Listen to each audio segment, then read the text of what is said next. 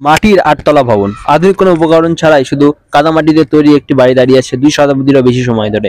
ইয়েমেনের হাদ্রামাউত প্রদেশের বুসান প্রদেশ এমনি এক বিস্ময়কর স্থাপত্যের নাম, যা 1798 সালে নির্মিত হয়েছিল। প্রায় 226 বছর আগে ইয়েমেনের হাউমাদ্রাস অঞ্চলে স্থপতিরা ঠিক এটাই করে দেখিয়েছিলেন।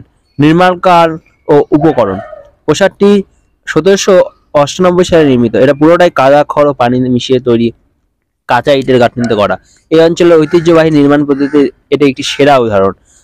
8 তলা উচ্চতা, প্রায় 800 বর্গমিটার এলাকা জুড়ে নির্মিত এই প্রাসাদটি 8 তলা উঁচু। শত শত বছর আগে মাটিতে এত উঁচু কাঠামো তৈরি করা এক কথায় অবিশ্বাস্য, এবং এটি তৎকালীন স্থপতির অসাধারণ দক্ষতা প্রমাণ করে। প্রাসাদের বাইরের দেওয়ালে জ্যামিতিক নকশা খোদাই করা ও জানলায় রয়েছে কাঠের কারুকার্য। এই নকশাগুলো কেবল সৌন্দর্যের জন্য নয়, এটার পিছনে বিজ্ঞান আরো চমকপ্রদ। মরুভূমির তীব্র গরম থেকে বাঁচতে এবং প্রাকৃতিক উপায়ে বাতাস চলাচলের জন্য এই নকশাগুলো তৈরি করা হয়েছিল, যা ঘরকে প্রাকৃতিকভাবেই ঠান্ডা রাখত। ধারণা করা হয় এটি কোনো প্রভাবশালী স্থানীয় নেতার বাসস্থান ছিল, যা তার ক্ষমতা ও মর্যাদার প্রতীক হিসেবে কাজ করত।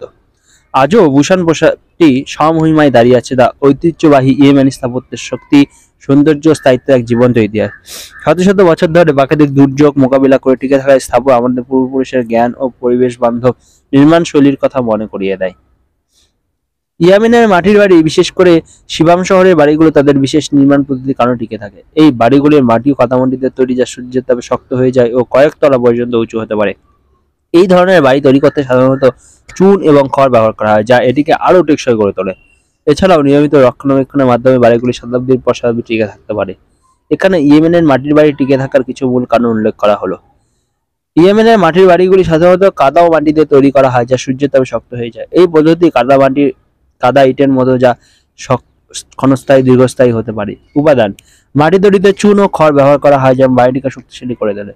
নিয়মিত রক্ষণাবেক্ষণের মাধ্যমে বাড়িগুলি দীর্ঘকাল টিকে থাকে। উদাহরণস্বরূপ, গৃহিণীরা নিয়মিত মাটির প্রলেপ দিয়ে বাড়িটি মেরামত করে। ইয়েমেনের সূক্ষ্ম জলবায়ু মাটির বাড়িগুলির জন্য সহায়ক, কারণ এটি মাটির ক্ষয় রোধ করে। ঐতিহ্য, মাটির বাড়ি ইয়েমেনের সংস্কৃতির একটি গুরুত্বপূর্ণ অংশ, তাই ঐতিহ্য ধরে রাখার জন্য মানুষ এই ধরনের বাড়ি তৈরিতে আগ্রহী। প্রাচীন স্থাপত্য ও প্রাকৃতিক উপাদানের ব্যবহারের কারণে ইয়েমেনের মাটির বাড়িগুলি আজও টিকে আছে। সাম সোর্সে সাজেস্ট করে যে এই বাড়িগুলি প্রায় 1700 বছর ও তার বেশি সময় ধরে